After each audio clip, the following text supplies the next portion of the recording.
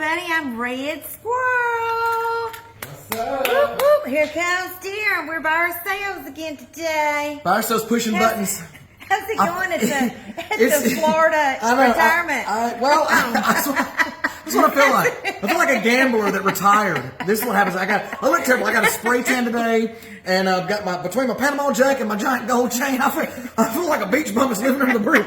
You guys come under the bridge. It's really cool down here. I sell clams and shells on the weekend. You're looking a lot darker than and it's one of those tans where you get darker as it sets. Yes. So I got it sprayed. What time is it now? So this is 3. So it's been on there about an hour. So they want you at least to do 7 hours. So I showered up before I. Yeah, he's like, everybody. I'm like, stay away don't from touch me, don't touch me. We kiss like this way. Yeah, yeah. So, but I'm getting darker as if I end up black at the end of this video, just roll with it, okay? I like it. I like that color. I like that color. Well, I'm representing West Virginia today. Right. I'm ready to get back to West Virginia. I love the hills of West Virginia, and I'm the beach, so we got you all covered. All right. I'm Darren Knight, aka Southern Mama. And I'm Red Squirrel. Thank you for watching another episode of Wild and Funny News. We got some great stories for you. First of all, it's Good Friday, so we want to wish you all a Good Friday. Yes, and thank you, Lord, for giving your Son to die on the cross for all of our sins.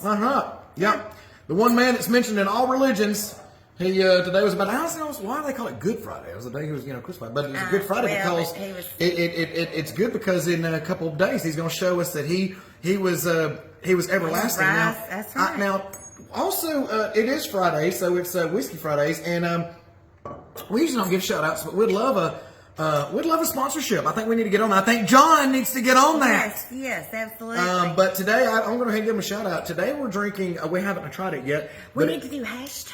Yeah, it's the Crown Blackberry. Now, I've been told that this is really good. This is best with lemonade. Haven't tried lemonade. Haven't tried it at all yet. So we're going to give it a swallow. This was a gift of mine for my birthday, and you're sharing it with me. Tried a little the other day. Here's what you got. Yeah. That's trouble. That's good. That's really good. That is good. That's trouble. The sweetness of the That's blackberry. Trouble. That berry is sweet. I bet with some lemonade, I bet that is good. Ooh-wee. I would like for Jack's to sponsor us. Jack's is a fast food restaurant down here in the South. Well, in Alabama. I don't know if they're anywhere else. All about the South, right here. You know what I wish they would do? I wish that Jack's would bring back their original hamburger bun. Oh, yeah. The normal bun. Now it's like the thick pretzel bun. It's like that much bread, that much meat. No, I got a hamburger today and it was the normal bun. Really? Sure? Yeah. It didn't have the little white line in the middle of it? It was like the thick. Yeah, that's the pretzel bun. That's not good. It doesn't taste like pretzel. You know the buns that the McDonald's uses for like the fish sandwich? That's what they need to get back to. Not a lot of bread, more meat and more fun. Yeah. More meat. Shalom alaikum. That's good. The aftertaste of the blackberry. It's very good. I thought it was going to be a little bit NyQuil-ish, a little bit medicine-y, but it's not. It's not. It's not. It's really not. That is trouble. Okay, well, Boxcar Willie here, and State Representative for West Virginia is ready to go. You've got some good stories lined up.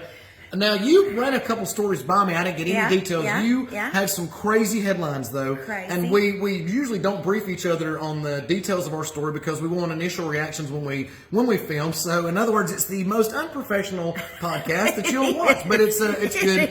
The reactions are true. Very unprofessional.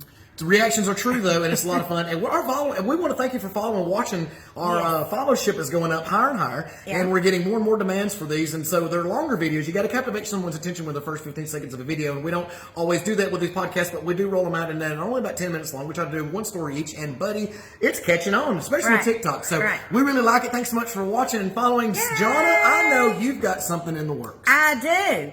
Man arrested for allegedly taking leg of person hit by train and eating it in broad daylight. Eating it? You said hit by a train. You didn't say nothing. What? This was in California. Did he drag it off and sell it in the black market, or he eat it? No, he ate it. In a deeply disturbing incident in California, a 27-year-old man, Recindo Tellez, has been arrested for allegedly taking a severed leg from a tragic scene where a pedestrian was hit by a train and then proceeded to eat it. Yeah, this happened on March 22nd near the Amtrak station on G Street in What's Wasco. happening right now? What is wrong with people? where a pedestrian tragically lost their life after being struck by a train. Okay? Okay. The identity of the victim has not been disclosed. It is reported that the crash resulted in the victim's leg being severed. The situation took a gruesome turn when it was discovered that a man had allegedly taken the severed leg from the scene. Workers laying concrete outside the station were witnesses to this horrifying act. Holy shit. He saw the man walking with what appeared to be a human leg, waving it about. Ibarra detailed the chilling scene, stating the man wasn't just carrying the leg, but was also chewing on it and using it to hit against the wall. On the leg, the skin was hanging. You could see bone, he recalled, indicating the grotesque state of the severed limb. Initially thinking the man was homeless, Ibarra was taken aback to see him walking past with the leg. There's actual video out there of the man carrying the severed leg. Yeah. Oh my gosh, what in the hell? Police were quickly on the scene after being notified by the Amtrak station staff and managed to arrest the man without any trouble. He was arrested for not only removing evidence from the scene, but also on several outstanding warrants. Bro, I hope... Yeah. In California, intentionally destroying or hiding evidence relevant to any legal proceedings, such as a trial or investigation, is considered a misdemeanor. Just a misdemeanor. Just a misdemeanor for eating a human leg. It can. The crime can lead up to 6 months in county jail and fines reaching $1,000. Holy crap!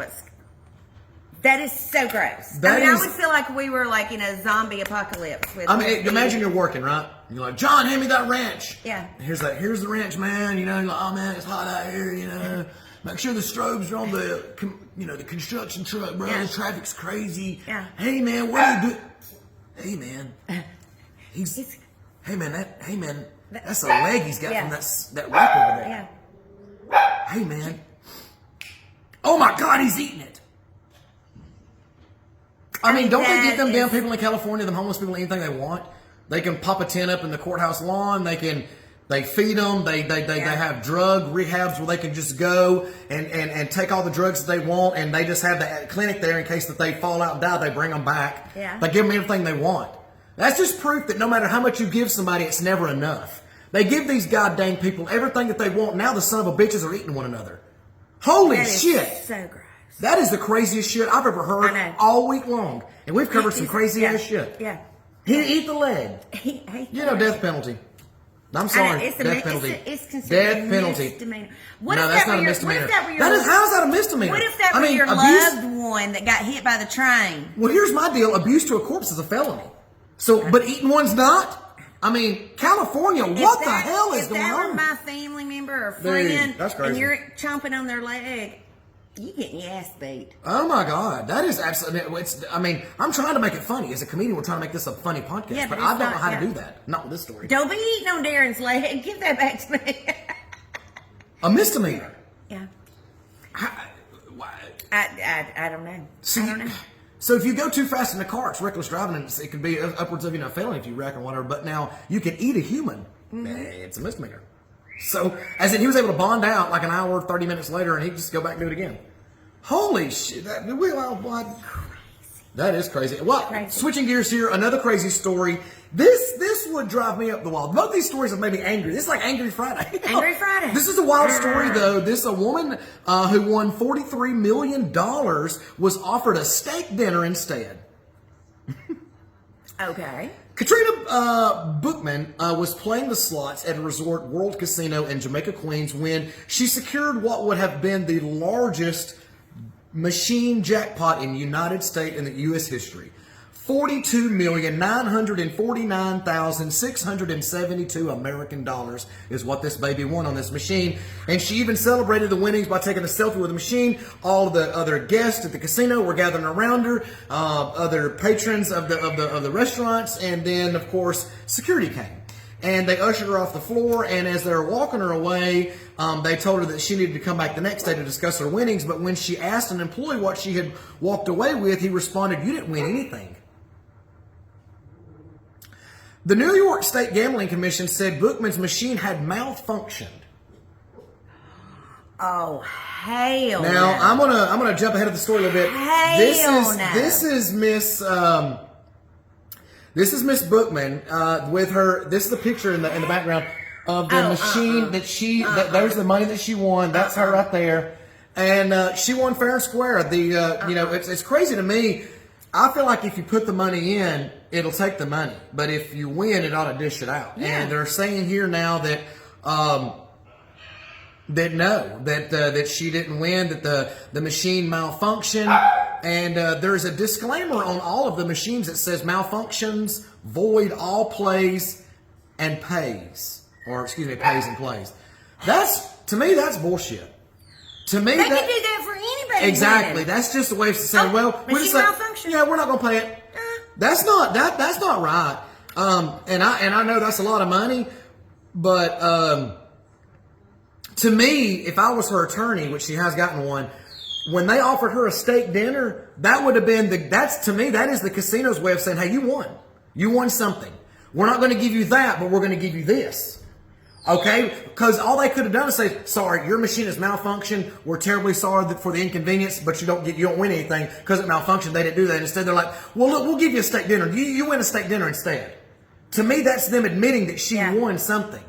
That's them, that's not fair at all. But in fact, the New York State Gaming Commission said Bookman's machine had malfunctioned and that she'd really actually only won $2.25. How the hell do you get $2.25 from, let me say it again, $42,949,672? Those numbers seem pretty damn exact to me. As a gesture of goodwill, the casino offered Bookman a complimentary steak dinner. Y'all best be getting my money. Hunty, let me tell you, Hunty, yes, I will drive your ass to court. My earrings, you damn right. It'd have been a damn mess. It'd have been a damn mess. Get it, girl. And what's pitiful about this young lady is that she's actually raised 4 children on her own. She's a single mom. She's very active in her community. In fact, she's a steadfast and a spearhead leader of a lot of activities and commonships in our community. This is the person that you want to win this money. This is the point. This is like, if you could pick somebody to win, this is one of the people in a basket that you would want. Yeah. And she even breaks down. She actually goes live with the local Fox News affiliate up there in New York State, there in her district in Queens, Jamaica, Queens, and she even breaks her. She's breaking down a little bit as she's trying to, because can you imagine? I mean, you and I have done this many times when we're driving to shows. We get into deep conversations about what we'd do. We see the signs and the states. What would you do with $600 million? Yeah, well, Alabama doesn't have lottery, but we see it in other states that we go to. We might soon. But we see it and we think that's always a fun conversation, right? To have the conversation on what you would do with the winnings. And I'm sure that Miss Bookman had those same conversations.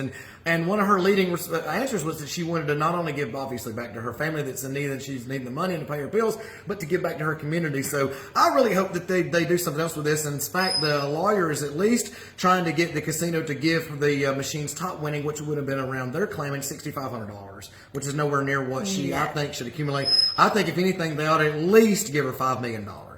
I mean, to me, I think she should get $42 million. That's what it says. You get $42 million. I mean, it is what it is. I'm sorry. But, at the same time, I mean, she chucked. But anyway.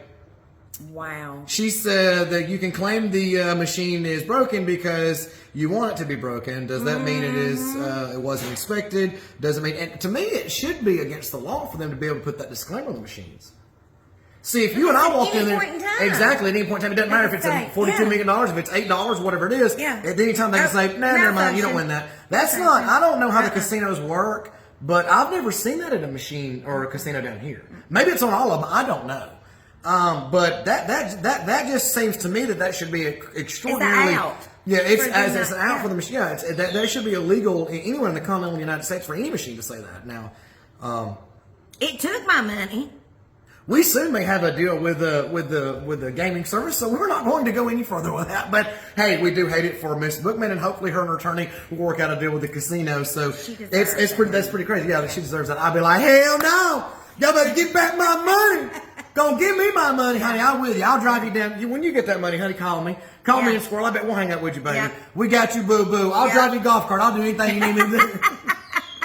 I've had fun. Did you have fun? I've had fun. We hope you have a good, happy Friday, and we also want to wish you a very happy Easter this next Sunday. I'm Darren Knight, a.k.a. Southern Mama. And I'm Red Squirrel. I'm running around. I'm pushing the power button. We're going to Here run. comes Peter Cottontail, hopping down the bunny trail. Hippity hoppity, Easter's on its way. I love y'all.